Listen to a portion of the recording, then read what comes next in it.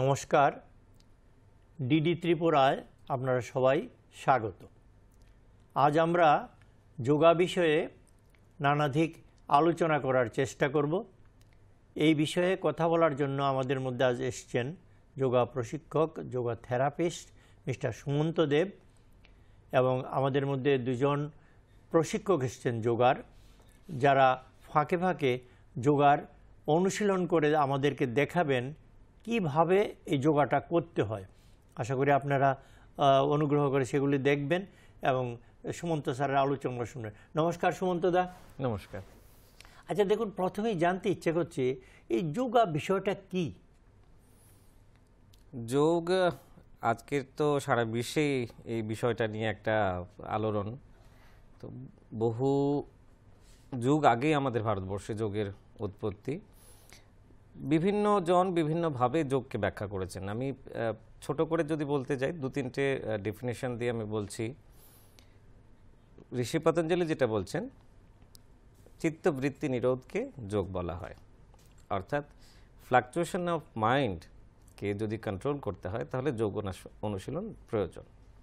আবার ঋষি বশিষ্ঠ বলছেন, মনঃপ্রশমন উপায় ইত্যবিধীয়তে।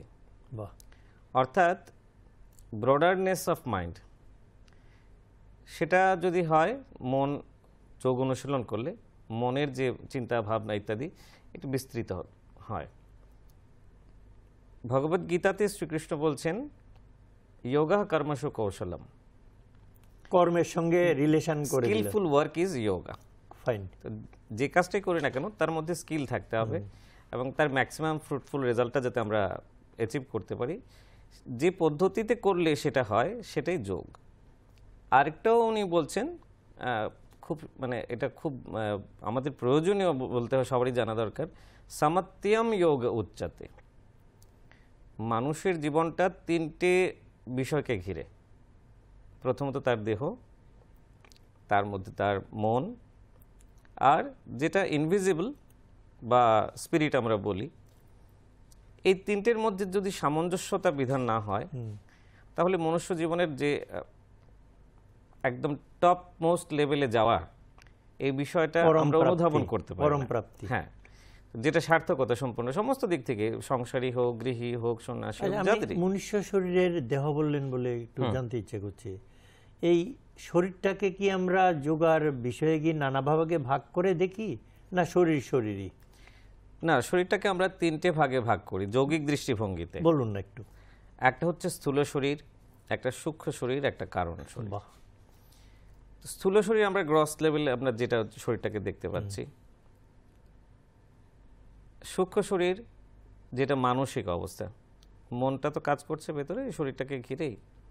আর কারণ শরীর হচ্ছে কজাল শরীর, যেটা আমরা বলছি স্পিরিট, তার পেছনে মন এবং শরীরের ভেতরে গিয়ে যার অবস্থানের জন্য আমাদের অস্তিত্ব। এই তিনটে ভাগে ভাগ করা হয়েছে। এখন আরেকটা দৃষ্টিভঙ্গিতে যদি দেখি আমরা, যৌগিক যে স্ক্রিপচার্স রয়েছে সেখানে বর্ণনা করা হচ্ছে আমাদের শরীরটাকে 5টা ভাগে ভাগ করা হয়। এটা পঞ্চকৌশা থিওরি বলা হয়।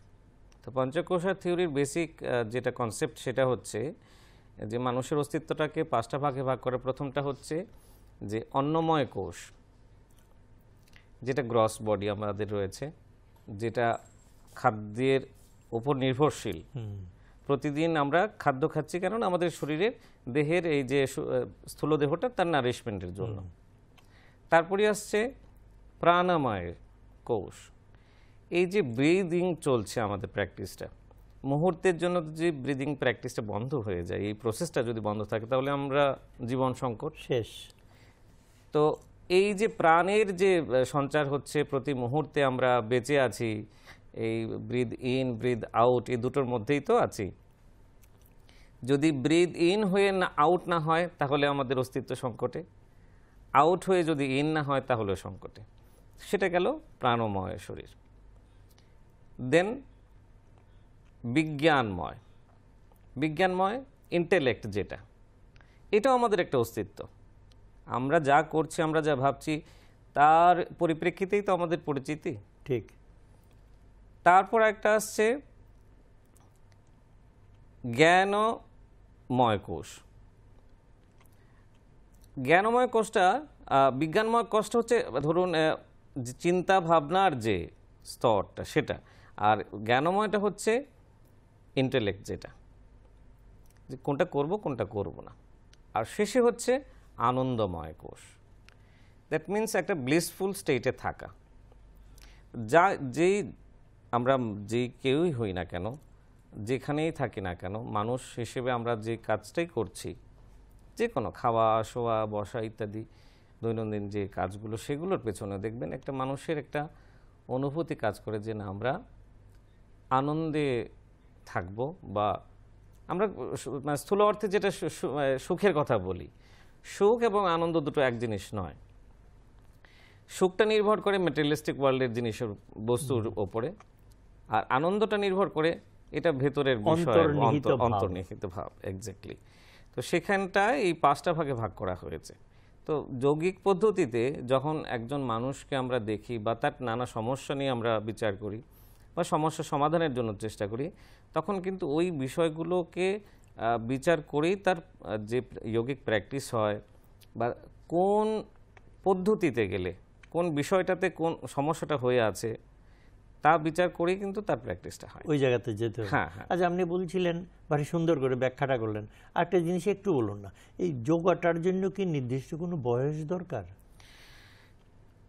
যোগ আসনের কথা যদি আমরা বলি, তাহলে আর্লি এজে যদি আমরা প্র্যাকটিস শুরু করি তাহলে শারীরিকভাবে আমরা অনেকভাবে মানে বেনিফিট পেতে পারি। যেরকম শৈশবকালে আমাদের ফ্লেক্সিবিলিটি বেশি থাকে স্বভাবতই। শারীরিক গঠনটা, হ্যাঁ হ্যাঁ, স্বাভাবিকভাবে যখন বয়স বাড়তে থাকে, যদি আমরা প্র্যাকটিসের মধ্যে না থাকি তাহলে ফ্লেক্সিবিলিটি কমতে থাকে, সেখানটা গিয়ে একটু অসুবিধা ফেস হয়। কিন্তু তার জন্য এরকমটা নয় যে যারা শৈশবে শুরু করেননি তারা করতে পারবেন না। আমরা সাধারণত বলে থাকি 8 থেকে 80 বছর সবার জন্য যোগ প্রযোজ্য। ভারী সুন্দর বললেন। আচ্ছা, তাহলে আমাদের মধ্যে তো এসছে প্রশিক্ষকরা, সুরঞ্জনা এবং দেবাশিস, তাহলে ওরা কি দেখাবে আমরা একটু জেনে নিই। আপনি যদি বলে দেন কোন বিভাগটা প্রথমে দেখাবে। আচ্ছা, আমরা যেটা বলছি, দেখুন এখন বর্তমান যুগে ব্যস্ততার জীবন সবারই, এবং একটা স্ট্রেসফুল লাইফ লিড করছেন সবাই।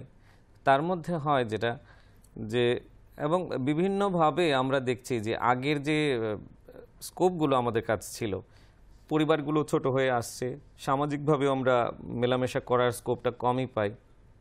এই আনন্দের কথাটা যেহেতু এসছে, একটা ব্লিসফুল স্টেটের মধ্যে থাকার জন্য না ব্রিদিং প্র্যাকটিস খুব সহযোগিতা করে। একটু বলুন না। দেখেন, হ্যাঁ, আমি সেটাই বলছি যে এই ক্ষেত্রে আমরা যদি ডিপ ব্রিদিং প্র্যাকটিস করি, ধরুন যাদের হাতে সময় খুব কম বা যাদের সময় আছে তারও প্রত্যহ আর্লি মর্নিংয়ে অর ইভিনিংয়ে যদি 2-3টে ডিপ ব্রিদিং প্র্যাকটিস করেন, তাহলে এন্ডোরফিন আমরা জানি যে যেটা আমাদের খুশিতে রাখে বা আনন্দদায়ক হরমোন, সেটা কিন্তু খুব সহজেই নিঃসৃত হয়। দিনের শেষে একটু ভালো লাগে, দিনের শেষে আমরা একটা ভালো আছি এই কথাটা আমাদের মধ্যে ফিলিংস আসে। চলুন না একটু দেখি। আমি তোমাদের বলবো ডিপ ব্রিদিং প্র্যাকটিস করব। প্রথমে গভীর শ্বাস নেব 5টা, ধীরে ধীরে শ্বাস নেব, ধীরে ধীরে শ্বাস ছাড়ব। দর্শক বন্ধুরা যারা দেখছেন তারা হয়তোবা সকালের দিকে অথবা সন্ধেবেলায় অবসর সময়ে এরকম যে কোনো ধ্যান আসনে বসে, চেয়ারে বসেও করতে পারেন। এভাবে গভীর শ্বাস নেবেন এবং ধীরে শ্বাস ছাড়বেন। এখন বিষয়টা হচ্ছে নেবার সময় যতটুকু সময় আমরা নেব, ছাড়ার সময় তার চাইতে একটু বেশি সময় নেব। আমরা 2 গুনতে যদি শ্বাস নেই, 4 গুনতে শ্বাস ছাড়ব। রেশোটা এরকম হবে যে নেবার সময়টার চাইতে দ্বিগুণ হবে ছাড়ার সময়টা। এবার আমরা চেস্ট এক্সপানশন ব্রিদিং করব। 2টো হাত সামনের দিকে প্রসারিত করব, ধীরে ধীরে দুপাশে নিয়ে যাব। শ্বাস নিতে নিতে গভীর শ্বাস নেব, ধীরে আবার শ্বাস ছাড়তে ছাড়তে সামনের দিকে 2টো হাত নিয়ে আসব। আবার একটা গভীর শ্বাস নেব, ধীরে শ্বাস ছেড়ে দেব। এই প্র্যাকটিসগুলো 5 থেকে 10 বার বা ততোধিকও করা যেতে পারে, যার যার যেরকম ক্যাপাসিটি সেই অনুসারে করবেন। এবার আমরা hands up and down breathing করব। দুটো হাত সমান্তরালভাবে রেখে ধীরে ধীরে উপরের দিকে তুলব, শ্বাস নিয়ে উপরের দিকে হাত তোলা, শ্বাস ছেড়ে নিচে নামানো। এর উপকারিতাটা যদি সঙ্গে সঙ্গে বলে দেন। হ্যাঁ, এই প্রত্যেকটা ক্ষেত্রেই আমি আরেকটা প্র্যাকটিস আছে, ওটা দেখানোর পর আমি সবগুলোকে সাম আপ করছি। আরেকবার দেখাবো। শ্বাস নাও গভীরভাবে, ধীরে শ্বাস ছেড়ে দাও।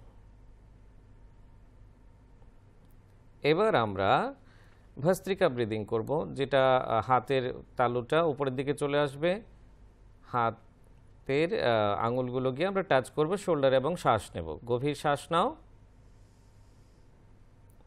এবং শ্বাস ছেড়ে হাতকে প্রসারিত করব। আরেকবার শ্বাস নাও,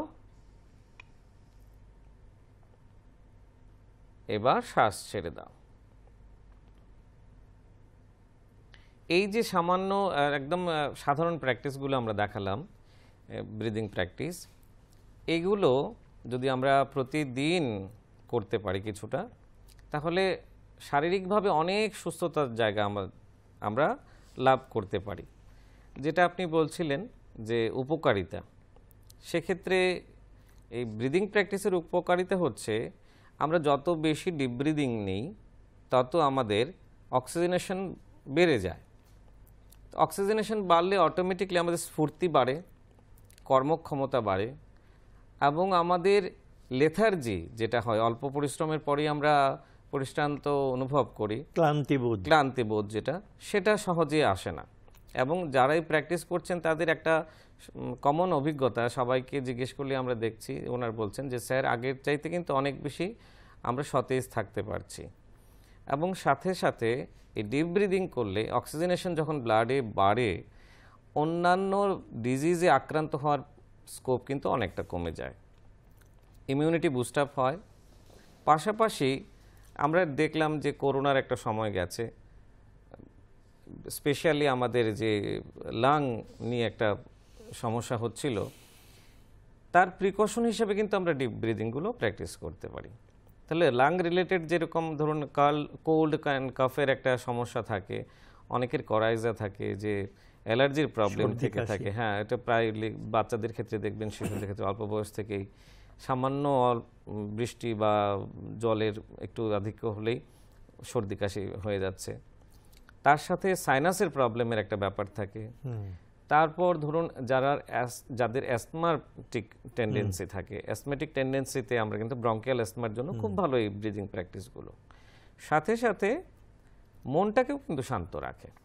ঘুম থেকে উঠেই যদি আমরা ডিপ ব্রিদিং করি, দেখুন দিনের শুরুটাই যদি আমরা একদম কুল অ্যান্ড কামনেস নিয়ে কতগুলো ডিপ ব্রিদিংয়ের থ্রুতে আমরা অক্সিজেনেশন বাড়লাম, এনার্জি লেভেল হাই হলো, তো অটোমেটিকলি পুরো দিনের কাজটুকু কিন্তু খুব সুন্দরভাবে আমরা সম্পাদন করতে পারি। ঠিকই বলেছেন। আচ্ছা দেখুন, তাহলে এইগুলির মাধ্যমে শরীর এবং মন দুটোকেই সুস্থ রাখার উপায় হলো। এবার দেখুন, আমরা দেখি যোগার প্রশিক্ষণ কেন্দ্র আগের তুলনায় বেড়েছে, যোগা ছাত্রছাত্রীও বেড়েছে, প্রশিক্ষকরাও বেড়েছে। আচ্ছা, এখানে প্রশিক্ষকদের কি কোনো নর্ম আছে, কারা কারা করাতে পারেন বা কার কাছে গেলে একটু অনিষ্ট হতে পারে? দেখুন, এক র্যান্ডাম হলে তো তার একটা লিমিটেশনও থাকে, যে ছেলেমেয়েরা গেল, গার্জিয়ান তার কাছে পাঠিয়ে দিলেন, তারপরে একটু অস্বস্তি হলো, এগুলো কে দেখবে? মানে কিভাবে এটাকে নিয়ন্ত্রণ করা যায় বা উপায় কিছু আছে কিনা জাতীয় স্তরে বা আপনাদের বিভাগে? না, এখন তো মানে ইউনিভার্সিটি স্তরে বলুন, বিশ্ববিদ্যালয় স্তরে, কলেজ স্তরে, স্কুল স্তরে, সব জায়গাতেই প্রশিক্ষিত শিক্ষকদের দ্বারাই শেখানো হচ্ছে। সরকারিভাবে আমাদের ত্রিপুরা রাজ্যে আমরা জানি যে যোগের একটা বিশেষ জায়গা ভারতবর্ষে আমাদের ত্রিপুরাতে রয়েছে। সরকারি সমস্ত কলেজ এবং স্কুলে যারা এই প্রশিক্ষণ দিচ্ছেন তারা কিন্তু ওয়েল ট্রেন্ড এবং সরকারিভাবে প্রশিক্ষণপ্রাপ্ত। আপনারা শুনেছি জাতীয় স্তরে একটা সার্টিফিকেট নেওয়ারও প্রয়োজন আছে। হ্যাঁ, সেটা তো গেল যদি স্পোর্ট ডিপার্টমেন্টের আন্ডারে বা যদি ধরুন শারীর শিক্ষক হিসেবে কেউ প্রশিক্ষণ বা টিচিং লাইনে যেতে চায় তাদের ক্ষেত্রে সেটা আলাদা, যে কম্পিটিটিভ এক্সামের জন্য ওদের প্রিপেয়ার আমি বলছিলাম আম জনতাকে শেখাবার জন্য বিভিন্ন জায়গায় সেক্ষেত্রে সেন্টার আমাদের খোলা হচ্ছে। ইউনিভার্সিটি লেভেলগুলোতে কিন্তু কোর্স রয়েছে, ডিপ্লোমা কোর্স না রয়েছে। বেশ তো, ইউনিভার্সিটি লেভেলে গেলেন, কলেজ লেভেলে গেলেন, আমি সেটা বলছি না। মনে করুন একটা মফস্বল শহরে সেখানে যোগা কেন্দ্র আমরা দেখে থাকি, যোগা কেন্দ্র আছে, বলছে যোগা প্রশিক্ষণ এত থেকে এত, তো কারা সেটা করাতে পারে? না আমি কারা করতে পারে সেক্ষেত্রে আমি বলবো ওয়েল ট্রেন্ড এবং গভর্নমেন্ট যে নর্মস রয়েছে আয়ুষ ডিপার্টমেন্টের সেই গাইডলাইনগুলো না জানলে, ডুজ এন্ড ডোন্টস গুলো না জানলে তো অসুবিধা রয়েছে কিছুটা। শারীরিক বিষয় তো সবার একই রকম থাকে না। ধরুন একজন সুস্থ ব্যক্তি আসলেন, তখন প্র্যাকটিস করা একরকম, আরেকজন ডিজিজ পার্সনও আসতে পারেন। সেক্ষেত্রে ডিজিজ পার্সনের জন্য কি কি প্র্যাকটিস হবে সেটা কিন্তু প্রশিক্ষকের যদি জানা না থাকে তখন অসুবিধা হতে পারে। ঠিক। আচ্ছা, আমরা দেখেছি যোগা করার সময় প্রায়ই ম্যাট্রেসের উপরে বা শতরঞ্জি যেভাবে যা বলেন লম্বয়ে শুয়ে থাকে, তখন মাথার নিচে কি কিছু রাখা প্রয়োজন? না, সাধারণত আমরা এইসব কোনো রকম কর্প ইউজ করি না। যোগা ম্যাট, মুখের অবস্থানটা, নাক এবং মুখের অবস্থানটা সেটা তো একদম শবাসনে যেরকমটা থাকা হয়, যে লাইং পশ্চারে যদি হয় তখন শবাসনে যেভাবে থাকে সেভাবেই থাকবে। নাক দিয়ে নিয়ে মুখ দিয়ে ছাড়বে এরকম কিছু না, মুখটা বন্ধ কিছু থাকবে? ক্ষেত্রে কিছু প্র্যাকটিস রয়েছে, যেরকম আমরা অনেক সময় নাক দিয়ে শ্বাস নিয়ে মুখ দিয়ে ছাড়ি, কিন্তু জেনারেলি নাক দিয়ে শ্বাস নিয়ে নাক দিয়ে ছাড়াটা। Very nice. মানে এখানে মুখটা বলতে পারেন বন্ধই থাকবে। নিশ্চয়ই। আচ্ছা, এই সব বিষয়ে কি ছেলেমেয়েরা, দেবাশিস এবং সুরঞ্জনা কিছু দেখাবে আমাদেরকে? হ্যাঁ, কিছু আসনের জন্য আমি বলছি। ধরুন আমাদের দৈনন্দিন জীবনে কিছু সমস্যা এখনকার যে আমরা ফেস করছি, যেরকম থাইরয়েডের একটা সমস্যা আমাদের ত্রিপুরা বা নর্থ ইস্টের স্টেটগুলোতে খুব বেশি দেখা যাচ্ছে, থাইরয়েড, সুগার। হ্যাঁ, তো আমি একে একে মানে কমন যে এলিমেন্টস গুলো আছে আমি করছি। আমরা থাইরয়েডের জন্য সবাই যাতে করতে পারেন এরকম কিছু আসন আমরা দেখাচ্ছি। আমি তোমাদের দুজনকেই বলবো উষ্ট্রাসন, প্রথমে কোমরে হাত দিয়ে হাফ উষ্ট্রাসন করে দেখাবে। যারা বয়স্করা আছেন তারা যাতে করতে পারেন এভাবে সাইড ভিউতে।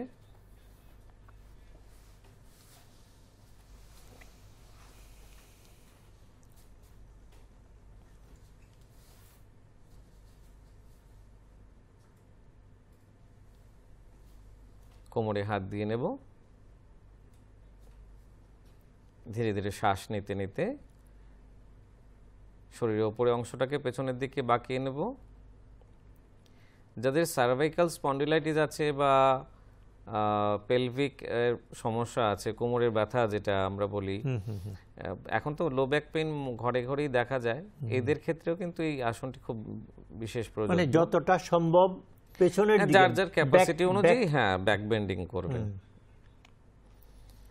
এখন এখানটায় কতক্ষণ থাকবেন? সাধারণত আমরা বলে থাকি যে 30 সেকেন্ড থাকার কথা।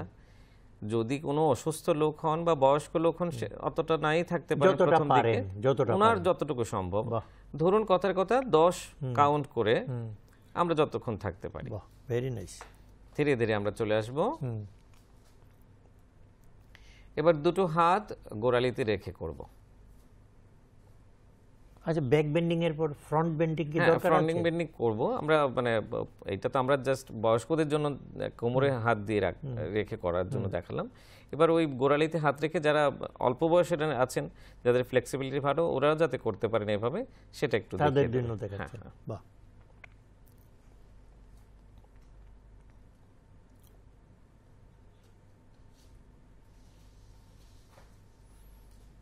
এক্ষেত্রে আমরা যেটা দেখছি, যেটা বলছিলাম যে থাইরয়েড গ্ল্যান্ডের জন্য হাইপার থাইরয়েডিজম এবং হাইপোথাইরয়েডিজম এই উভয় ক্ষেত্রে কিন্তু এই আসনটি খুব বেনিফিট দেয়। এছাড়া যাদের আমরা কিছুক্ষণ আগে আলোচনা করেছি যে আপনার অ্যাস্তমার যাদের টেন্ডেন্সি আছে, ব্রঙ্কিয়াল অ্যাস্তমা, হ্যাঁ হাঁপানি যা সাধারণত আমরা যেটা বলে থাকি, তাদের জন্য খুব ভালো। এবং এই অবস্থাতে ডিপ ব্রিদিং করবে, বড় বড় শ্বাস নেবে, শ্বাস ছাড়বে। তাছাড়া আমাদের চেস্টের যে স্প্যাজম, মাসেল স্প্যাজম হয়, সেগুলো কমবে। এক্ষেত্রে যাদের ওই বলছিলাম আমরা করাইজে বা সর্দি কাশির ধাত থাকে, তাদের প্যাসেজ ড্রেনেজের জন্য খুব ভালো এই আসনটি। আচ্ছা, এতে কি পেটের রোগেরও একটু ভালো হতে পারে? অবশ্যই পেটের মাসেলের তো টোনিং খুব ভালোই হয়। বেশিরভাগই দেখা যায় পেটের রোগ। হ্যাঁ হ্যাঁ হ্যাঁ। আর তার পাশাপাশি আরেকটা যেটা হয়, যাদের ভুঁড়ি হয়ে গেছে, বেড়ে গেছে বা একটু ফ্যাটি হয়ে গেছে, ওদের জন্য খুব ভালো। ও, ভুঁড়িটা সৌন্দর্যের জন্য নয়, শরীরটাকে নষ্ট করে। হ্যাঁ নিশ্চয়ই, কারণ আমরা বলি যে মধ্যপ্রদেশ স্ফীত যত, ডায়াবেটিসের আশঙ্কা বাড়বে তত। বাহ বাহ, দারুণ বলেছেন। তো ধীরে ধীরে তোমরা ফিরে আসো।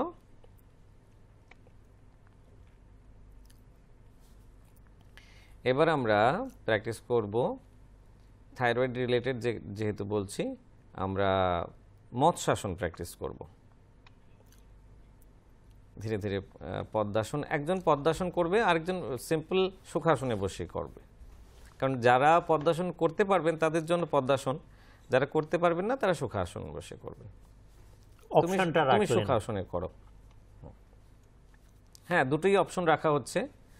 মানে আপনাদের যার দ্বারা যেটা সম্ভব সেটাই করুন, শরীরের উপর কোনো চাপ দেবেন না। আমার তো বেনিফিটটা পাওয়া নিয়ে কথা। ঠিক, একদম। জোর করতে যাবেন না কোনো আসনের ক্ষেত্রে, একেবারেই নয়। ধীরে ধীরে করতে করতেই অটোমেটিক্যালি আপনাদের ফ্লেক্সিবিলিটি বেড়ে যাবে এবং পরবর্তী সময়ে আপনারা সহসাই পদ্মাসনে বসেও করতে পারবেন। বাহ। এক্ষেত্রে এখন কিন্তু শুধুমাত্র যে মাদার পশ্চারগুলো খালি হাতে হয় এরকম নয়, আজকালকের দিনে আমরা কিন্তু এই প্র্যাকটিসগুলোকে ইজি করার জন্য কিছু ক্রপও ইউজ করি। তাই ধরুন এই যে বুকটা উপরের দিকে তুলেছে, পিঠের নিচের যে অংশটুকু বয়স্কদের জন্য হয়তো বা করার সময় অসুবিধা হতে পারে, সেখানটায় কিন্তু আমরা কিছু সফট পিলো ইউজ করতে পারি, বালিশ অথবা সুবিধাজনক অন্য কিছু রেখে, বা স্পঞ্জের এরকম সাইজ করা টুকরো পাওয়া যায়, যেগুলো আমরা ক্রপ হিসেবে ইউজ করে থাকি, রেখে কিন্তু ইজিলি তাহলে একটা সাপোর্ট পেয়ে যাবেন বয়স্করা। এবং তাদের জন্য এই যে প্র্যাকটিসটা খুব একটা কঠিন বিষয় হবে না, একদম ধীরে ধীরে চলে আসে, সাপোর্টিং দিক পেয়ে গেল। হ্যাঁ হ্যাঁ, এটা উপকারিতাটা। হ্যাঁ, আমি এটা যেটা বলছিলাম যে থাইরয়েডের জন্য স্পেশালি এই আসনটা দেখানো হয়েছে, তার সাথে লো ব্যাক পেইন, আপার ব্যাক পেইন, এবং এই আসনটা যদি সার্ভাইকাল স্পন্ডিলাইটিস থাকে সেক্ষেত্রে করা বারণ। যদি না থাকে তাদের সার্ভাইকাল স্পন্ডিলাইটিস কখনো হবে না। তাই। আর চেস্ট রিলেটেড যে কথাগুলো বললাম, যে ডিজিজগুলো রয়েছে, chest muscle spasm, lung spasm বা সর্দি কাশি ইত্যাদি, এই আসনটাতে কিন্তু খুব উপকার লাভ করে। এটা কি সব বয়সের জন্য প্রযোজ্য? সব বয়সের জন্যই। আমি আরেকটা সিম্পল, এই আসনটারই আরেকটা ভেরিয়েশন আমরা দেখাচ্ছি। সিম্পল ভাবে শুয়ে পড়ো, সব আসনের মতো। দেখুন, একটা মানে ধারণা আছে বয়স্কদের মধ্যে যে আমার তো বয়স হয়ে গেছে অনেক বেশি, আমার দ্বারা এগুলো হবে না। কিন্তু আমাদের যোগের ভাষা কিন্তু বলে, যেটা বললাম 8 থেকে 80 সবার জন্য, সেখানটাই একজন বিশেষজ্ঞের প্রয়োজনটা, অসম্ভব কিছুই নয়। ঠিক, বেনিফিটটা পেতে হবে সেটা ডিফারেন্ট ওয়েতে আমরা পেতে পারি। এবার ধীরে ধীরে শুধুমাত্র চেস্টের ওপর অংশটুকু ওপরের দিকে তুলে নাও, চেস্টটাকে একটু ওপরের দিকে তোলো। এবার মাথার ক্রাউনটাকে নিচে লাগিয়ে দাও। এই আসনটাকে কি বলা হয়? এটা যেটা আমরা এখন করছি মৎস্যাসনেরই ভেরিয়েশন, একটা দিক। হ্যাঁ, সিম্পল ওয়েতে দেখুন, আগে একটা সুখাসনে বসে দেখানো হয়েছে, আরেকটা পদ্মাসনে বসে। এখন কিন্তু সিম্পল লাই ডাউন কন্ডিশনে কিন্তু আমরা এই আসনটাই করছি এবং বেনিফিট সেম। ঠিক, ধীরে ধীরে ছেড়ে দাও। আচ্ছা, আমাদের মহিলারাও কি এটা করতে পারে? অবশ্যই অবশ্যই। তার পার্টিকুলার পিরিয়ডে? না, পার্টিকুলার পিরিয়ডে আমরা বলি 4 থেকে 5 দিন। না, প্রেগন্যান্সির ক্ষেত্রেও আর্লি 3 মান্থস অবশ্যই কোন একজন প্রশিক্ষকের এবং যোগ বিশেষজ্ঞের আন্ডারে উনি প্র্যাকটিস করবেন। এবং কমপ্লিকেশন তো এক একজনের এক এক রকম হয়, তার জন্য ওই সময়টা একটু সাবধানতা অবলম্বন করতে হয়, বিশেষ করে প্রেগনেন্ট লেডিদের ক্ষেত্রে। আর তাদের প্র্যাকটিসটা সিম্পল প্র্যাকটিস হবে, কিন্তু আর্লি 3 মান্থসের মধ্যে এই প্র্যাকটিসটা করতে পারবেন, কোনো অসুবিধা নেই। ভালো প্রশিক্ষকের নিয়ন্ত্রণে থেকে অবশ্যই অবশ্যই।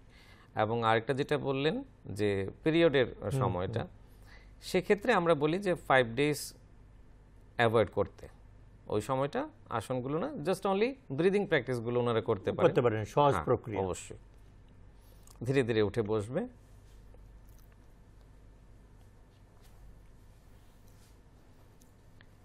দুটো আসন হলো, আমরা তিনটে আসন দেখিয়েছি, প্রদর্শন করেছে ওরা, থাইরয়েড রিলেটেড। আরেকটা দেখি আমরা এসে করব হলাসন, যেটা এটা একটু অ্যাডভান্স প্র্যাকটিস।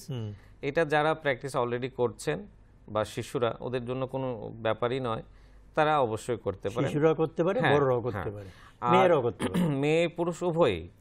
এবং সর্বাঙ্গাসন করে তারপর আমরা হলাসনের দিকে যাব, ঠিক আছে? তাহলে যাদের হলাসন করতে সমস্যা হবে তারা সর্বাঙ্গাসন করলেই ওই বেনিফিটটুকু পেয়ে যাবে। ঠিক, একদম। ধীরে ধীরে সর্বাঙ্গাসন করব।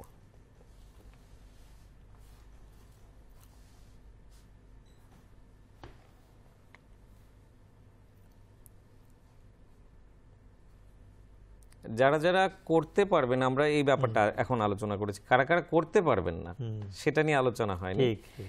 এক্ষেত্রে দেখুন, আমরা বলছি যাদের হাই প্রেশার রয়েছে, এখন তো কমন ব্যাপার এইচটিএন ব্যাপার বিষয়টা, তো তারা কিন্তু এই যে এখন সর্বাঙ্গাসনটা করেছেন এটা অ্যাভয়েড করবেন।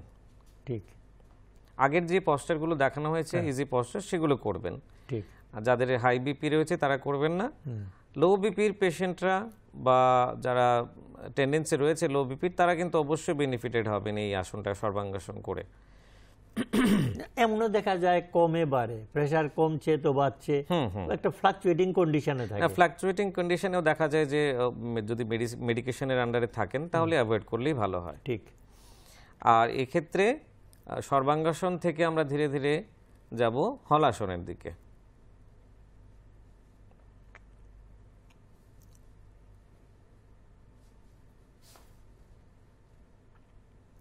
সুরঞ্জন এবং দেবাশিসের অনুশীলন প্রক্রিয়া আপনারা দেখছেন।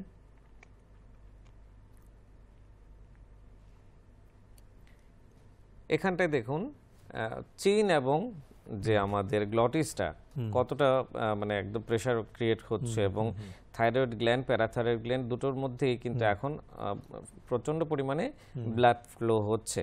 তো আমরা যখনই কোনো অর্গানের মধ্যে ফ্রেশ ব্লাড পাঠাতে পারি, তার যে সমস্যাগুলো থাকে সে অটোমেটিকলি ন্যাচারাল ওয়েতে সে হিল আপ করে দেয়, ধীরে ধীরে ফিরে আসো। হ্যাঁ, তার সেই অর্গানটার মানে অ্যাক্টিভিটি আগের চেয়ে অনেক বেশি বেড়ে যায়। বিশ্রাম নাও। এইমাত্র যে আসনগুলো আমরা করেছি সেগুলো বেসিক্যালি থাইরয়েড গ্ল্যান্ড। তো অ্যাকচুয়ালি যোগের ক্ষেত্রে, যোগাসনের ক্ষেত্রে যা হয়, যে কোনো সিঙ্গেল আসন বহুবিধ রোগের জন্য কাজ করে, সিঙ্গেল পয়েন্টেড হয় না, মাল্টিপারপাস ইউজ হয়। তারপরেও আমরা যখন সিলেক্ট করছি যে হ্যাঁ পার্টিকুলার ডায়াবেটিস হয়েছে, তার জন্য সিলেক্টিভ কিছু আসন। এর মানে এই নয় যে ডায়াবেটিসের যে আসনগুলো আমরা সাজেস্ট করছি সেগুলো প্র্যাকটিস করলে অন্যান্য অর্গানের বেনিফিট পাবেন, এরকম নয়। তাহলে কি আপনি বলতে চান যোগার বা যোগাসনের যে থিমটা বা একটা মোটো, এটাকে আমরা এভাবে বলতে পারি, কর যোগ হর রোগ? নিশ্চয়ই, নিশ্চয়ই। রোগ, আমরা তো প্রথম যখন প্রার্থনা মন্ত্র উচ্চারণ করি সেখানেই বলা হচ্ছে সর্বে সন্তু নিরাময়া। ভারতবর্ষের আদিকাল থেকেই চিন্তা ভাবনা হচ্ছে যে সবাই নিরোগী হোক, সবাই সুখী হোক।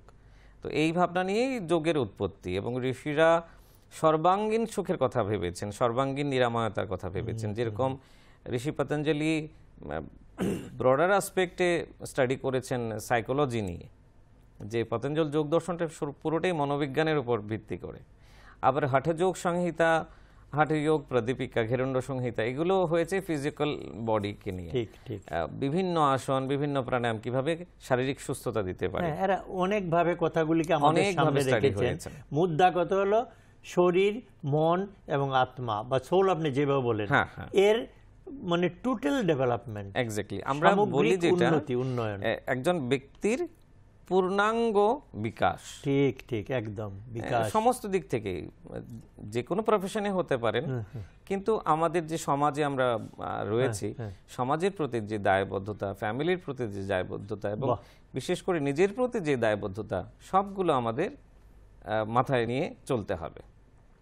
আচ্ছা, সুমন্ত দা, ওরা সুরঞ্জন আর দেবাশিস আর কি কিছু আমাদেরকে দেখাবে? হ্যাঁ, আরেকটা যেটা বলছিলাম যে আপনি ডায়াবেটিসের কথা বলেছেন, উল্লেখ করেছেন, পাশাপাশি লো ব্যাক পেইন, কোমর ব্যথা, মহিলাদের বিশেষ করে একটা কমন প্রবলেম হয়ে দাঁড়িয়েছে, হার্টের প্রবলেম। এক্ষেত্রে আমি প্রথমেই ডায়াবেটিস এবং কোমর ব্যথার জন্য আমরা কিছু প্রদর্শন করছি আসন। আমরা সিঙ্গেল লেগ পবন মুক্ত আসন করব। একটা পা ভাঁজ করে নেব, ধীরে ধীরে পেটের দিকে নিয়ে দু হাত দিয়ে যতটা সম্ভব যার যার ক্যাপাসিটি অনুযায়ী আমরা পেটের ওপর অংশে চেপে ধরব। শ্বাস প্রশ্বাস নর্মাল চলবে। এভাবে কিছুক্ষণ থাকবো, 10 থেকে 20 অথবা যার যার ক্যাপাসিটি অনুযায়ী 30 সেকেন্ড হোল্ড করতে পারেন। এভাবে অল্টারনেট লেগে আমরা প্র্যাকটিস করব। এতে যেটা হচ্ছে, যাদের ডায়াবেটিসের সমস্যা রয়েছে তাদের বেনিফিট তো অবশ্যই হবে, পাশাপাশি আমরা যারা লো ব্যাক পেনে সাফার করছি তাদের জন্য কিন্তু খুব ভালো আসন, এবং বয়স্কদের, অল্প বয়স্ক সবার জন্য এটা প্রযোজ্য। ছেড়ে দাও। এভাবে আমরা প্রথমে ডান পা, তারপর বাঁ পা বা দুটো পা ধীরে ধীরে প্র্যাকটিস করার পর বোথ লেগে মানে দুটো পা একসাথে করব।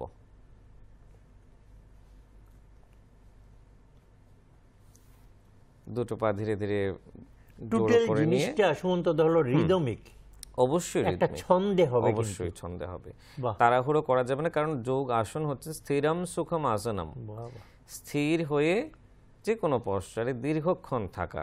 তাতে কি হয়, ফিজিক্যাল স্টেবিলিটি যেরকম ডেভেলপ করছে, মেন্টাল স্টেবিলিটিও ডেভেলপ করছে।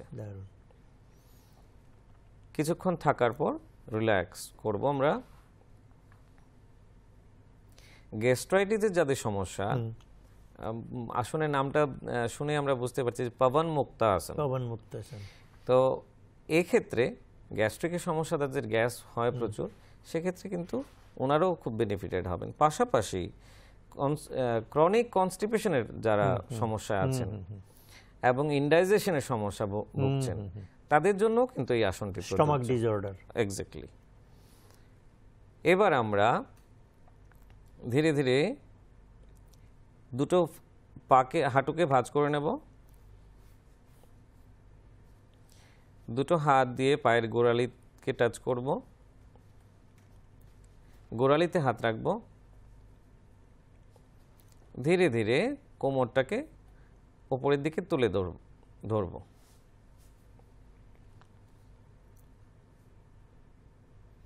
এটা সেতু বন্ধাসন, আমরা ব্রিজ পশ্চার বলি। যাদের কোমর ব্যথা রয়েছে তারা অবশ্যই বেনিফিটেড হবেন, এবং যাদের নেই তারা কোমর ব্যথাকে অ্যাভয়েড করতে পারবেন। পাশাপাশি হ্যামস্ট্রিং গ্রুপ অফ মাসেলের স্ট্রেংথেনিং হচ্ছে, বিশেষত মহিলাদের ক্ষেত্রে। আমরা ওভারিয়ান যে সিস্টের একটা সমস্যা এখন দেখা যায়, সেটাকে আমরা কিন্তু প্রিকশন করতে পারি। সিস্ট হলে কি এই সব প্রক্রিয়াতে নিরাময় হতে পারে? অবশ্যই অবশ্যই। আমাদের যে হসপিটালে আমরা ট্রিটমেন্ট করছি ইন্টিগ্রেটেড, মানে অপারেশনের দরকার নেই না। বহু ক্ষেত্রে আমরা দেখেছি যে প্রিলিমিনারি স্টেজে আসন এবং মেডিকেশনের দুটো উভয়ের সমন্বয়ে যখন চিকিৎসা হয়, অটোমেটিকলি ওরা কিন্তু সুস্থতার দিকে চলে আসে খুব অল্প সময়ের মধ্যেই। ধীরে ধীরে নামিয়ে নাও।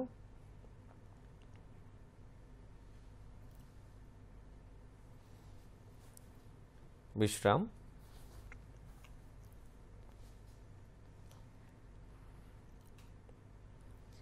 এখন বসে আমরা দুটো আসন করব। ধীরে ধীরে উঠে সাইড ওয়াইজ বসে পড়ো। কি দেখাতে বলবেন? ডায়াবেটিস জন্য বলছিলাম আমরা। বেশ বেশ। ডায়াবেটিসের ক্ষেত্রে আমরা করব বক্রাসন, ঠিক আছে? সেম সাইডে লেগ রাখবো, বক্রাসন। হ্যাঁ, একটা পা ফোল্ড করে নাও, না ক্রস লেগ করবো না, সেম সাইডে রাখবো, ব্যাস।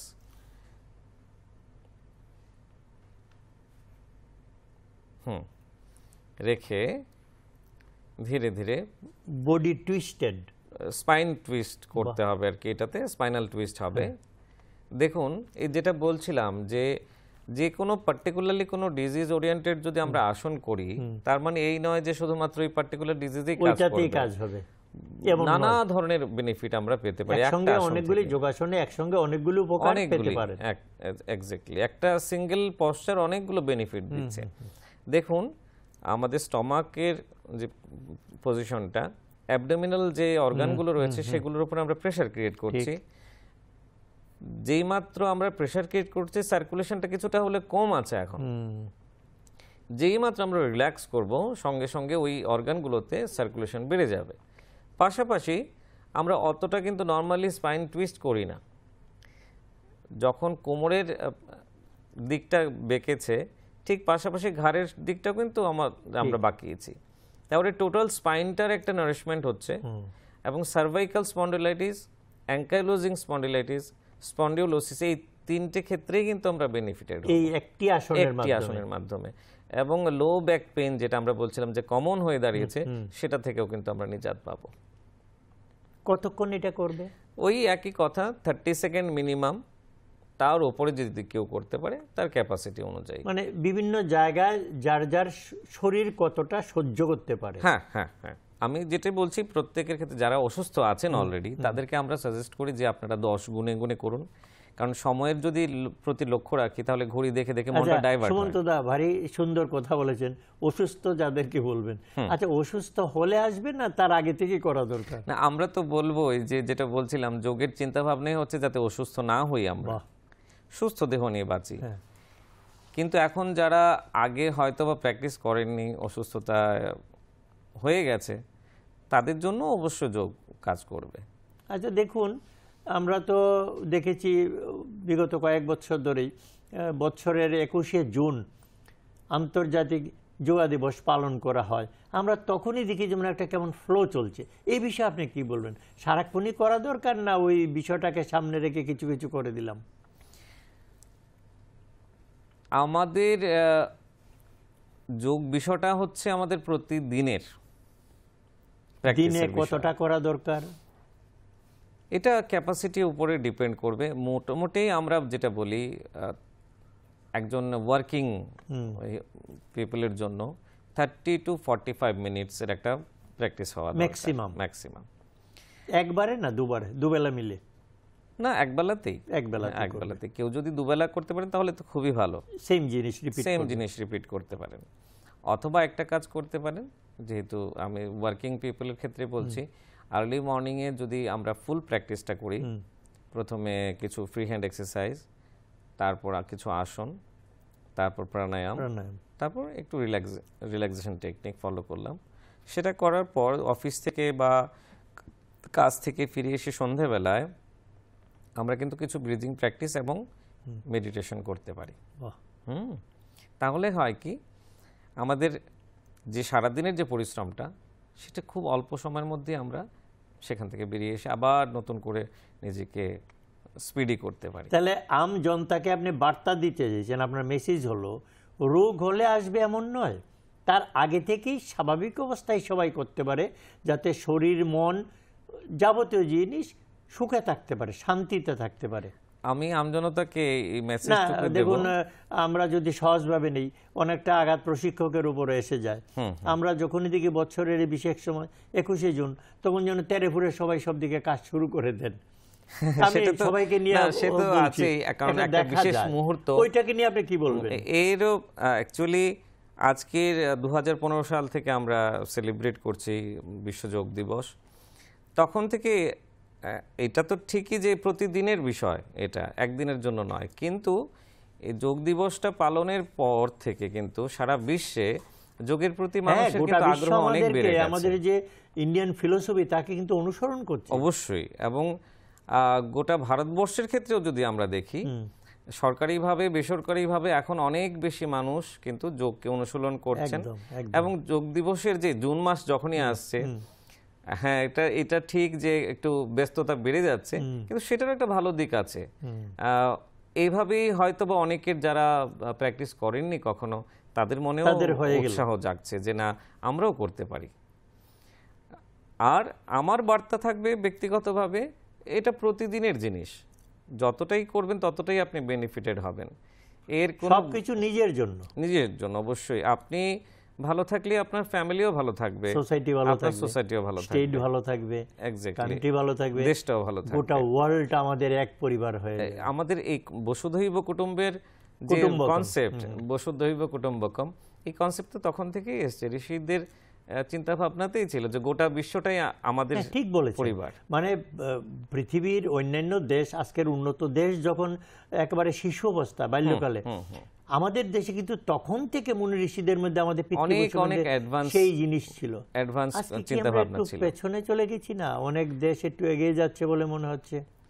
সেই দিক থেকে হ্যাঁ, বলতে গেলে এটা আক্ষেপের বিষয়।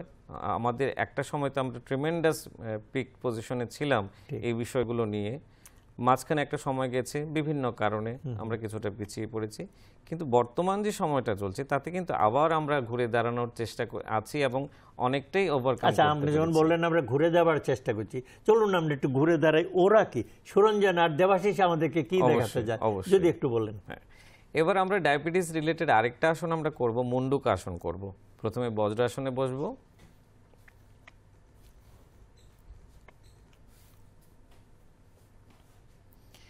দুটো হাত মুঠো করে নাভির দুপাশে রাখবো, একটা গভীর শ্বাস নেব, শ্বাস নিয়ে ধীরে শ্বাসটুকু ছেড়ে দেব, যতটা সম্ভব শ্বাসটাকে বাইরে ছেড়ে দিয়ে আমরা হাত দুটোকে একটু প্রেস করব পেটের ভেতরের দিকে, নাভির পাশে করে সামনের দিকে ঝুঁকে যাব। যাদের সার্ভাইকাল কোনো প্রবলেম নেই বা পোস্ট অপারেটিভ কোনো সমস্যা নেই, কোমরের কোনো সমস্যা নেই, তারা কিন্তু সহজেই এটা মাথাটা বা ফোরহেড, তাহলে কোমরে প্রবলেম থাকলে এটা করবে না, একটু প্রিকশন নিয়ে করবেন। সফট। হ্যাঁ, আমরা যেরকম বলি যে যাদের ঘাড়ের সমস্যা রয়েছে, কোমরের সমস্যা রয়েছে, তারা কি করবেন, সুরঞ্জনাকে বলবো তুমি সামনের দিকে তাকাও, দেবাশিসকেও বলবো সামনের দিকে তাকিয়ে করো। এখন এই যে এখন যে পশ্চারটা করলো, ওরা আগে ছিল ফোরহেডটাকে মাটিতে লাগানো অবস্থাতে, এখন কিন্তু সামনের দিকে তাকানো অবস্থাতে। যাদের ঘাড়ের সমস্যা রয়েছে, কোমরের সমস্যা রয়েছে, তারা এইভাবে এটা করবে। হ্যাঁ, ধীরে ধীরে ছেড়ে দাও, হাতটুকু শিথিল করে ধীরে ধীরে শ্বাস নিয়ে স্বাভাবিক অবস্থায়। এইমাত্র আমরা দেখলাম মুন্ডুকাসন। মুন্ডুকাসনের বহুবিধ এফেক্ট রয়েছে, ডায়াবেটিসের ক্ষেত্রে রয়েছে, ইনডাইজেশনের প্রবলেমের ক্ষেত্রে রয়েছে, যাদের কনস্টিপেশন রয়েছে তার সেক্ষেত্রে রয়েছে, যাদের ভুঁড়ি বড় হয়ে যাচ্ছে সেক্ষেত্রে বেনিফিটেড হবেন। আরেকটা হবেন যেটা, এই যে বজ্রাসনে বসে আছেন ওনারা, এতে স্টেডিনেস বাড়ে, ফিজিক্যাল ফিটনেস অনেক গুণ বেড়ে যায়। আরেকটা জিনিস হচ্ছে আপার বডিতে আমরা ব্লাড ফ্লো অনেকটা বাড়িয়ে দিই। আমরা যেটা জানি ছোটবেলা থেকে, জেনে না জেনে আমরা যেটা শুনেছি যে একটা প্রবাদ ছিল যে ভাত খাওয়ার পর 10 মিনিট বজ্রাসন করো। হ্যাঁ, ঠিক ঠিক। তাহলে সায়েন্টিফিক অ্যাপ্রোচটা কোন জায়গাতে কিভাবে কাজ হচ্ছে? আমাদের টোটাল বডিতে যে ব্লাড ক্যারি করছি, সে টোটাল ডিস্ট্রিবিউশনটা আপার এবং লোয়ার, এবং ব্লাড যেহেতু লোয়ার লিম্বের দিকেই ফ্লো হয় বেশি, সেক্ষেত্রে আমরা যখন খাবার পরে করছি তখন স্টমাকের প্রচুর পরিমাণে রক্তের ফ্লোর দরকার। এখন যখন আমরা পাগুলো ফোল্ড করে বসে আছি, আপার পার্টে কিন্তু স্টমাক রিজিয়নে আমরা প্রচুর ব্লাডকে সাপ্লাই দিতে পারছি, ব্লাড সার্কুলেশনটা অনেকটা বেড়ে যাচ্ছে। তার ফলে হচ্ছে কি, এই যে হজমের প্রক্রিয়াটা এটা খুব সহজেই, আর এনজাইম সিক্রেশন বেশি হচ্ছে, গোটা সিস্টেমটাই নারিশমেন্ট হচ্ছে। বাহ। যার ফলে কি হয় যে হজমটা যদি ভালো হয়, আপনি খেলেন ভালো ভালো জিনিস, সেটা যদি হজমই না হয় তাহলে আপনার শরীরে বৃদ্ধি তো থেমে যাবে। আচ্ছা, আমি হজম প্রক্রিয়া যখন বললেন, আমরা একটা রিলেটেড জিনিসে আছি, ফুড হ্যাবিটটা কেমন হওয়া দরকার? কনজাম্পশন অফ ফুডের কথা বলছিলেন, তাহলে ফুডটা কেমন হবে, কতটা বডিতে নেবে? দেখুন, এখন রেশিওটা হচ্ছে সায়েন্টিফিক্যালি আমরা যদি ভাবি, সেটা হচ্ছে যে যার যার বিএমআই যেটা আমরা বলি, সেটা অনুযায়ী আমাদের ডায়েটটা হবে। বিএমআইটা যদি একটু খুলে বলেন। বেসাল মেটাবলিক রেট, এটা বডি ওয়েট দিয়ে আমাদের নির্ধারিত করতে হয় এবং হাইট দিয়ে। যে প্রত্যেকের বডি ওয়েট এবং হাইট অনুযায়ী তার ওজন এবং হ্যাঁ উচ্চতা। হ্যাঁ সাধারণত আমরা বলি একটা 1800 কিলো ক্যালোরির একটা ডায়েট আমাদের থাকে প্রতিদিনের যে সেডেন্টারি লাইফে।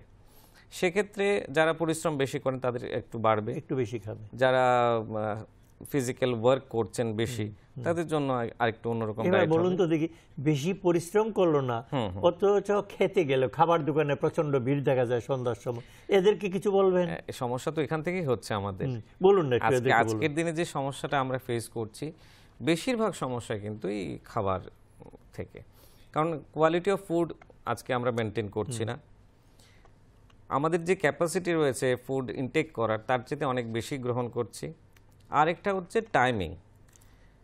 আমাদের যোগিক কনসেপ্টে যেটা বলা হচ্ছে যে first meal will be the king meal, second meal will be the queen meal, and rather in afternoon ধরুন ইভিনিংয়ের যে মিলটা এটা একদম টিফিনের মতো হবে। নৈশভোজ। হ্যাঁ, আর আরেকটা আয়ুর্বেদ শাস্ত্র এবং যোগশাস্ত্র উভয়ই বলছেন যে সন্ধ্যের পর মানে সূর্যাস্তের পর কোনো খাবারই গ্রহণ না করা। তাহলে তো আপনি সবাইকে সমস্যায় ফেলে দেবেন।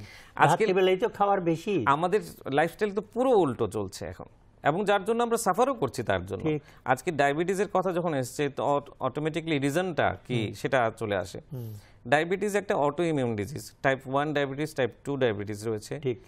টাইপ 1 এরটা হচ্ছে আপনার অটো ইমিউন বিশেষত, এবং যদি সেটা হেরিডিটারি একটা টেন্ডেন্সি থাকে সেটার ক্ষেত্রে বেশিরভাগ মানুষ কিন্তু সাফার করছে টাইপ 2 ডায়াবেটিসে, মানে অ্যাকোয়ার্ড অর্জন করে আনছে। অর্জন করা। কেন কি আমাদের স্ট্রেসফুল লাইফ, তার সাথে খাদ্যাভ্যাস, যা যা খাচ্ছি সবটাই বেশিরভাগ আমরা কার্বোহাইড্রেট রিলেটেড খাবার খাচ্ছি, স্ট্রিট ফুড খাচ্ছি, অয়েলি স্পাইসি খাবার খাচ্ছি, যেগুলো সম্পূর্ণভাবে আমাদের শরীরের জন্য বর্জনীয়, নিষিদ্ধ, কিন্তু মুখরোচক বলে নিয়ে নিচ্ছি আমরা। সেটাই করছি, এবং বাচ্চা আমরা শুধু বড়রা নিচ্ছি তা নয়, ছোটবেলা থেকে বাচ্চাদেরকে অভ্যস্ত করছে ওইভাবে, যার ফলে যখন রোগগ্রস্ত হচ্ছেন তখন আমরা বাচ্চাদেরকে কন্ট্রোল করতে পারছি না।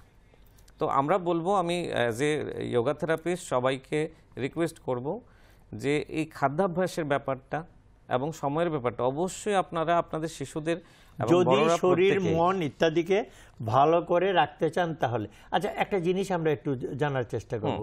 আমাদের ছাত্রছাত্রীরা রয়েছে এবং অনেক সময় ছাত্রছাত্রী পরীক্ষার কারণে, চাপের কারণে, পুঁথির বুঝাতে মন থাকে বলে কিছু কিছু জায়গায় ফ্রাস্ট্রেশনে যায়, কিছু অঘটনও ঘটে যায় রেজাল্টের উপর নির্ভর করে। তো এদেরকে কি করে ফ্রাস্ট্রেশন মুক্ত রাখা যায় এবং ওদের বিষয়াদি কি করে একটু ভালো করা যায়, যদি একটু বলুন এদেরকে। আচ্ছা, আমি সিম্পল একটা রিল্যাক্সেশন টেকনিক বলে দিচ্ছি। ঠিক। এবং সেটা শুধু বাচ্চাদের জন্য না, স্টুডেন্টদের জন্য না, বড়দের জন্য বটে, সবাই মিলে করতে পারে, খুব ইজি। এবং আপনারা যারা যদি প্র্যাকটিস করে থাকেন ঘরের মধ্যে, দেখলেই করলেই বুঝতে পারবেন। সুখাসনে সামনের দিকে ঘুরে বসো। সুখাসনে মানে খুব আনন্দে, ইজি ওয়েতে সামনের দিকে ঘুরে বসো।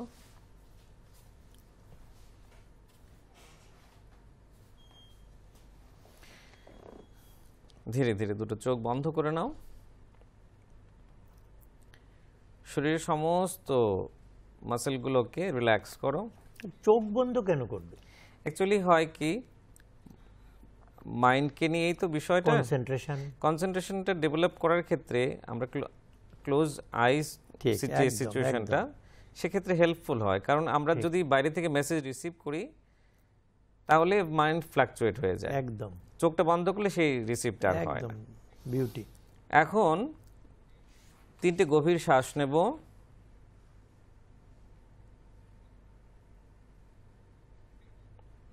আবার শ্বাস নেব, আবার শ্বাস নেব, ধীরে শ্বাস ছেড়ে দেব। এখন প্রথম 3টে শ্বাস নিলাম ডিপ ব্রিদিং, তারপর এখন যখন আবার 3টে শ্বাস নেব তখন অকার উচ্চারণ করব। আমিও করব, তোমরাও করবে সাথে, এবং ভাবনাটা থাকবে নাভি সংক্রান্ত জায়গাতে, নেভাল এরিয়াতে আমরা কনসেন্ট্রেট করব। পেটের মাংসপেশির ওঠানামাটাকে লক্ষ্য করব এবং ডিপ ব্রিথ নেব। শ্বাস নাও,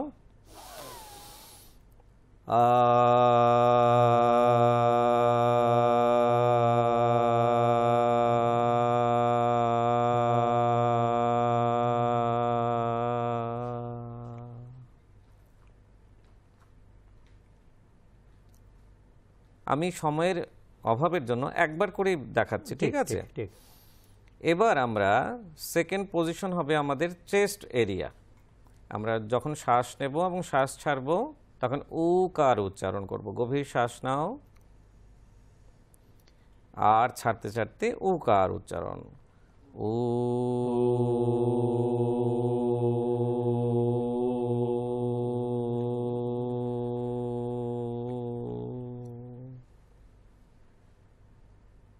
এবার নেক্সট যখন আমরা শ্বাস নিয়ে শ্বাস ছাড়ব তখন ফোরহেডের মধ্যে আমরা কনসেন্ট্রেট করব, দুটো ভুরুর ঠিক মাঝখানটায়, তখন ম কার উচ্চারণ করব।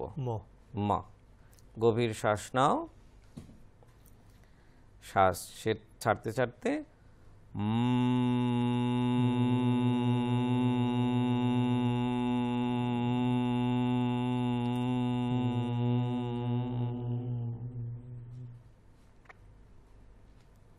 প্রথমে আমরা যেটা দেখলাম যে স্টমাক রিলেটেড এরিয়া বা লোয়ার পার্ট অফ চেস্টের নিচের যে লোয়ার পার্টটা রয়েছে পা পর্যন্ত, এই পুরো পোর্শনটাকে আমরা রিল্যাক্স করলাম আকার উচ্চারণ করে। দেন চেস্ট ব্রিদিং, ক্লেভিকুলার ব্রিদিং আমরা যেটা বলে থাকি, যে উকার উচ্চারণ। তারপর শেষে আমরা পুরো সম্পূর্ণ শরীরটাকে শিথিল করলাম মকার উচ্চারণ করে। যে কেউ সন্ধেবেলায় বা সকালবেলা বা যখনই টায়ার্ডনেস ফিল করবেন এই পদ্ধতিটুকু যদি ফলো করেন, এবং লাস্ট পোর্শনটা হচ্ছে একটু ঘাড়টা পেছনের দিকে নাও, রেখে আমরা যেখানটায় আজ্ঞাচক্রে অর্থাৎ দুটো আইব্রো সেন্টারের মধ্যে মনটাকে নিবিষ্ট করে কিছুক্ষণ সে শ্বাস প্রশ্বাসকে লক্ষ্য করব। শ্বাস নেওয়া এবং ছাড়া এই দুটোকে অবজার্ভ করব।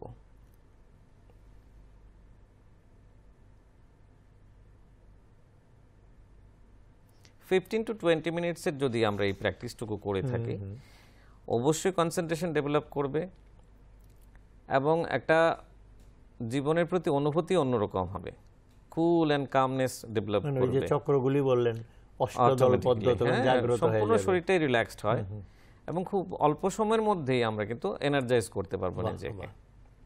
ধীরে ধীরে স্বাভাবিক অবস্থায় চলে আসো।